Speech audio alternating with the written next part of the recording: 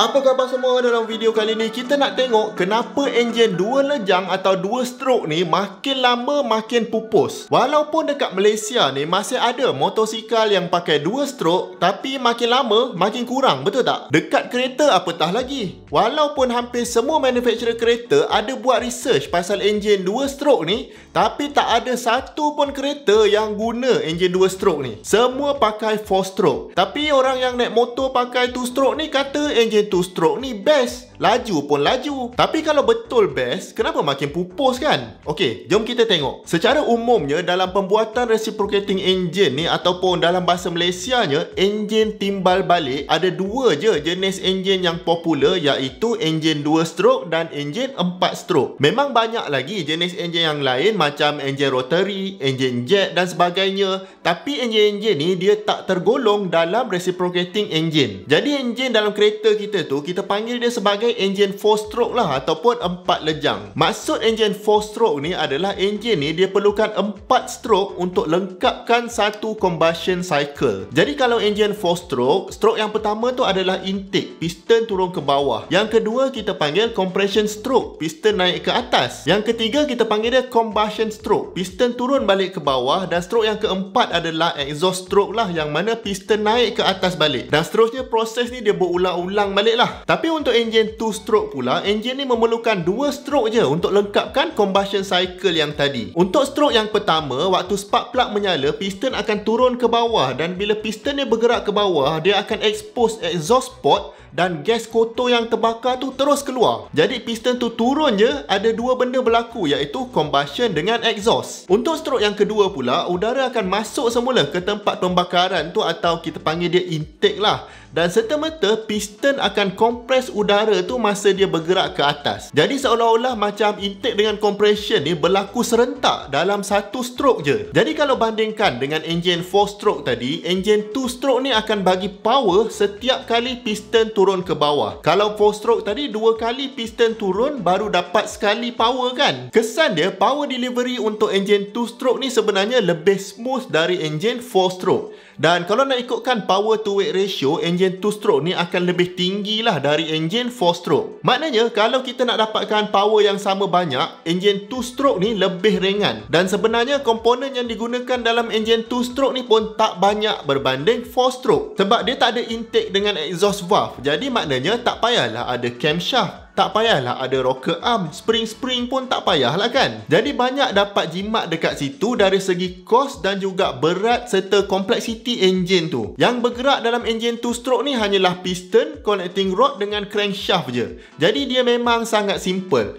Bila simple, dia akan jadi murah lah. Walaupun dekat Malaysia ni motor 125ZR lagi mahal dari Isuzu. Cuba tengok mesin rumput contohnya. Mesin rumput yang 2 stroke ni jauh lebih murah dari mesin rumput yang 4 stroke. Sampai ada orang tak tahu pun mesin rumput 4 stroke ni wujud sebab harga dia mahal. Dan kalau ikutkan, memang rekod patent menunjukkan yang enjin 2 stroke ni dicipta selepas enjin 4 stroke. Dan orang yang cipta 2 stroke ni adalah Carl Benz. Betul lah, memang Benz yang Mercedes-Benz tu. Memang masa tu dia nak cipta enjin yang lebih simple, dan harapan dia dengan sebab simple tu enjin ni akan makin efisien. Tapi kalau kata jimat lah, simple lah, ringan lah, kenapa dia pupus juga? Sebabnya mudah je, enjin 2 stroke ni dia akan bakar minyak hitam sangat banyak berbanding enjin 4 stroke. Kejap lagi kita cerita kenapa.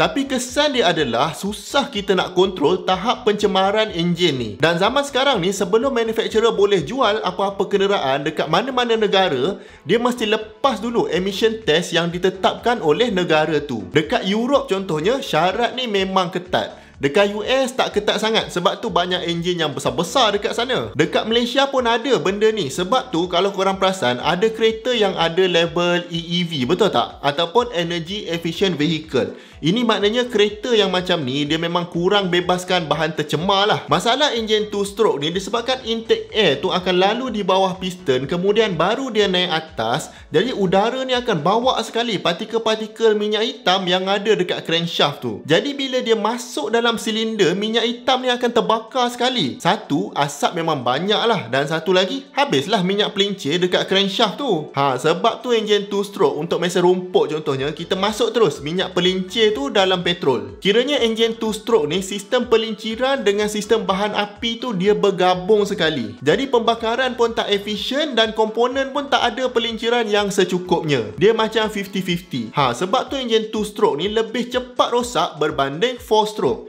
Dan minyak pelincir 2T tu pun bukannya murah kan? Lepas tu kena top up selalu pula. Dan kalau anda bayangkan untuk enjin 2 stroke, masa piston ni turun ke bawah, pembakaran tu tak sempat habis lagi, exhaust port dah expose sebab piston dah ada dekat bawah. Jadi tak semua minyak ni terbakar. Lepas tu pula, bila intake air masuk, exhaust port tadi tak tutup habis lagi tau. Jadi ada udara yang masuk terus bypass keluar dari silinder. Tak sempat bakar lagi udara ni, dia dah keluar. Bila kurang udara, tak dapatlah bakar banyak minyak. Jadi lagilah kurang power. Memang ada tau company yang cuba nak modify enjin ni untuk jadikan dia lebih efisien. Tapi sampai sekarang tak ada yang betul-betul berjaya sebab regulation untuk pencemaran sekarang ni sangat ketat. Sebab itulah walaupun manufacturer kereta memang ada buat research pasal enjin 2 stroke ni, tapi diorang tak berani nak buat enjin kereta guna 2 stroke sebab risiko tak boleh jual tu sangat tinggi. Customer kereta sekarang pun demand power yang tinggi-tinggi, lepas tu nak reliable, lepas tu nak jimat minyak. Dengan nak kena patuh pada had limit pencemaran lagi, memang manufacturer tak akan ambil risiko ni.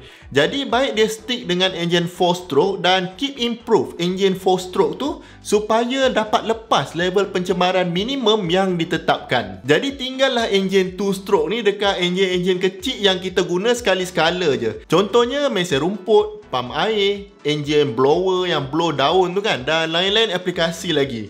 Itu pun kalau satu hari regulation pencemaran ni diketatkan lagi, saya rasa enjin-enjin kecil ni pun akan pupus. Semua akan guna 4 stroke atau guna electric power saja. Dulu saya ingat masa belajar saya selalu tumpang motor kawan tau, motor Yamaha Y110 SS. Antara motor 2 stroke yang menjadi kegilaan lah awal-awal tahun 2000 dulu. Bila sampai je tak boleh terus masuk kelas, kena duduk luar dulu sebab baju memang bau asap. Lepas tu datang motor 125Z, lepas tu 125ZR kan.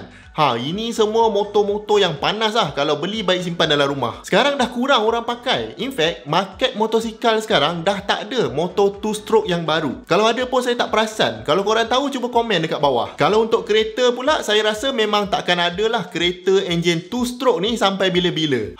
Korang sendiri pernah pakai tak enjin 2 stroke ni? Jangan lupa tinggalkan komen anda di bawah, dan kalau anda dapat belajar sesuatu dari video ni, saya hargai sangat kalau anda dapat bantu kami dengan 2 klik. Klik butang like dan klik butang subscribe. Jumpa lagi di video yang akan datang. Assalamualaikum.